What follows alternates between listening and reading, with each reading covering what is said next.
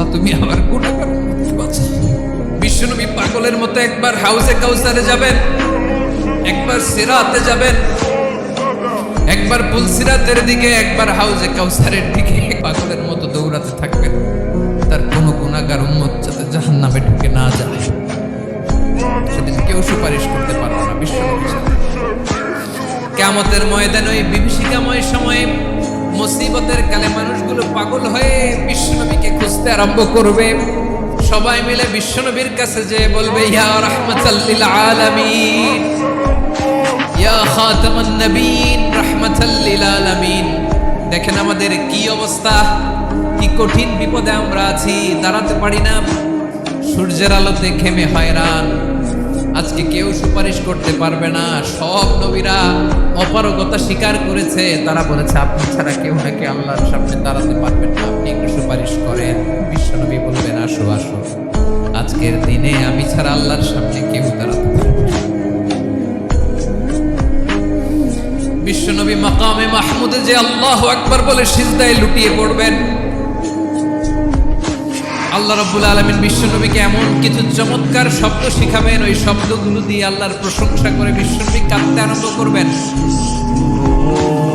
বিশ্বনবী এমন ভাবে অজর দ্বারায় সিজদায় লুটিয়ে পড়ে কাঁদবেন, রব্বুল আলামিনের রহমতের দরিয়ায় জোশ লেগে যাবে। রব্বুল আলামিন এই দৃশ্য থেকে সহ্য করতে পারবেন না। রব্বুল আলামিন বলবেন, ইয়া মুহাম্মদ ইরফা রাসাক, ও নবী আপনি মাথা তোলেন, মাথা তোলেন, আপনার কান্না আমি সহ্য করতে পারি না। নবী আপনি মাথা তোলেন, সাল তুতা, আজকে আপনি যা চাবেন তাই দেন। নবী আপনি সিজদা থেকে মাথা তুলেন, সাল তুতা, যা চাবেন তাই দেব। ওয়াশফা তুশাফা, যার জন্য সুপারিশ করবেন তার সুপারিশ কবুল করে নেবেন। বিশ্বনবী এবার মাথা তুলবেন। যে বিভীষিকাময় সময়ে প্রত্যেক নবী বলেছেন আমি পারবো না, প্রত্যেক নবী বলেছেন নফসি নফসি, আমার কি হবে আমি জানি না, আল্লাহ আমারে বাঁচাও। প্রতিটি নবী বলবে নফসি নফসি, আল্লাহ তুমি আমারে বাঁচাও, আমারে বাঁচাও। বিশ্বনবী মাথা তুলবেন, তুলে বলবেন রব্বি হাবলি উম্মত, আল্লাহ তুমি আমার গুনাহগার উম্মতকে বাঁচাও। এই দুনিয়ার বুকে রব্বুল আলামিন সব নবীকে একটা করে দাওয়া মুস্তাজাবা দিয়েছেন, মানে যে দোয়া করলে কবুল হয়ে যায় সাথে সাথে। দাও বিহা, দুনিয়ার সব নবীরা ওই দোয়াটা দুনিয়ায় করে সব নবীকে আল্লাহ একটা করে দোয়া দিয়েছেন। নবী দোয়া করলে সব নবীরা ওই দোয়া করে ফেলেছে দুনিয়া। বিশ্বনবী বলেন আমি করি নাই।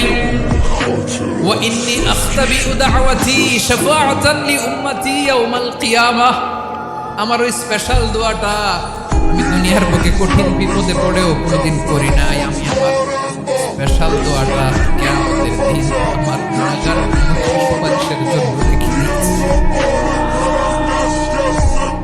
আল্লাহ বলবেন নবী ইরফা রাসাক, মাথা তোলেন, আর কাঁদবেন না। বিশ্বনবী মাথা তুলবেন, আল্লাহ বলবেন সাল তুতা, আপনি যা চাবেন তাই দেব। ওয়াশফা তুশাফা, সুপারিশ করেন, সুপারিশ কবুল করুন। বিষ্ণু বলবেন আল্লাহ স্পেশাল দোয়াটা দুনিয়াতে করি নাই, আজকে আমি তোমার দরবারে দাঁড়িয়ে কিয়ামতের দিন ওই দোয়াটা করছি। আল্লাহ আমার যে উম্মতের হৃদয়ে যাররা পরিমাণ ঈমান আছে, আমার একটা উম্মতকেও তুমি জাহান্নামে ঢোকাতে পারবে না। বিশ্বনবী পাগলের মতো একবার হাউজে কাউসারে যাবেন, একবার সিরাতে যাবেন, একবার পুলসিরাতের দিকে, একবার হাউজে কাউসারের দিকে পাগলের মতো দৌড়াতে থাকবেন। তার কোনো গুনাহগার উম্মত যাতে জাহান্নামে ঢুকে না যায়, সেদিন কেউ সুপারিশ করতে পারবে না বিশ্বনবী ছাড়া।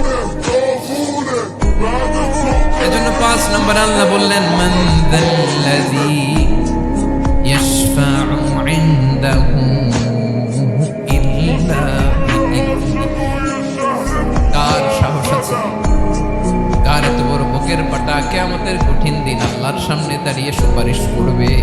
কার ক্ষমতা? কারো ক্ষমতা নাই।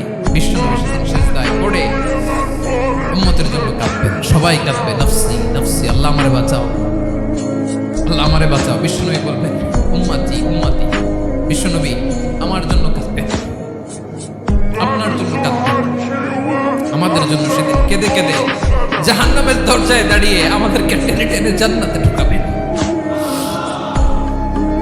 এজন্য এই বিশ্বনবীর ভালোবাসা যেন আমাদের হৃদয়ে ভরপুর থাকে। আমার ভাইয়েরা, প্রতি শুক্রবার বিশ্বনবীর উপরে বেশি বেশি যেন আমরা দুরূদ পড়ি। আমরা যখন বিশ্বনবীর সালাম দেই, দুরূদ পড়ি,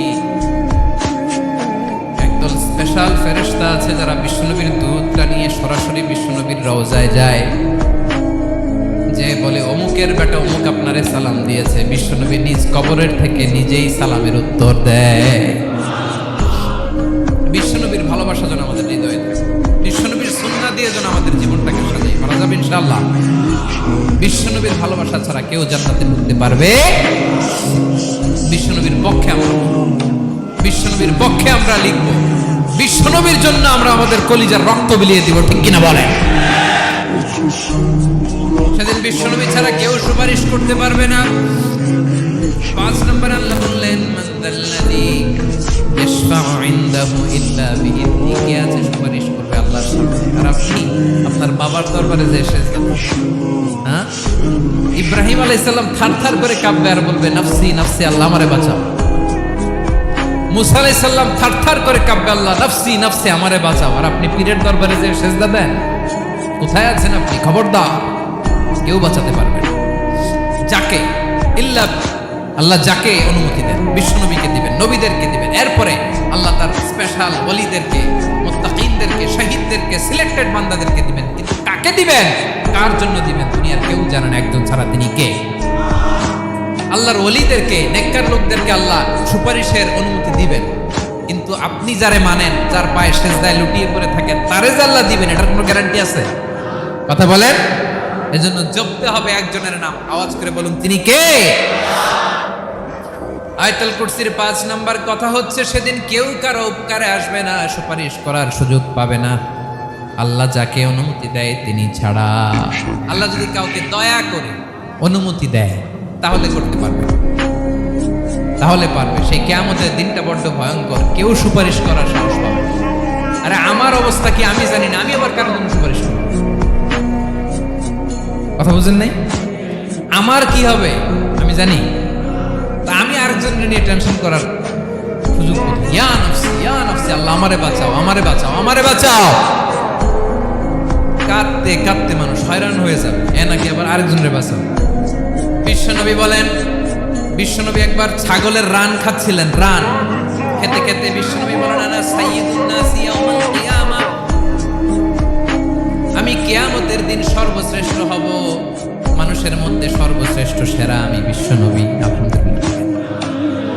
বিশ্বনবী বলেন, সেদিনটা বড্ড ভয়ঙ্কর, সেদিন কেউ কারো কোনো উপকারে আসবে না, বন্ধু বন্ধুর কাজে আসবে না, স্ত্রী স্বামীর উপকারে আসবে না, স্বামী স্ত্রীর উপকারে আসবে না, পীর সাহেব মুরিদরে বাঁচাতে পারবে না, মুরিদ পীর সাহেবরে বাঁচাতে পারবে না, নেতা কর্মীর পরিচয় দিবে না, কর্মী নেতার পরিচয় দিবে না, ভাই বোনকে চিনবে না, বোন ভাইকে চিনবে না, বাবা তার সন্তানকে চিনবে না, মেয়েকে দেখে মা দৌড়ে দৌড়ে পালাবে।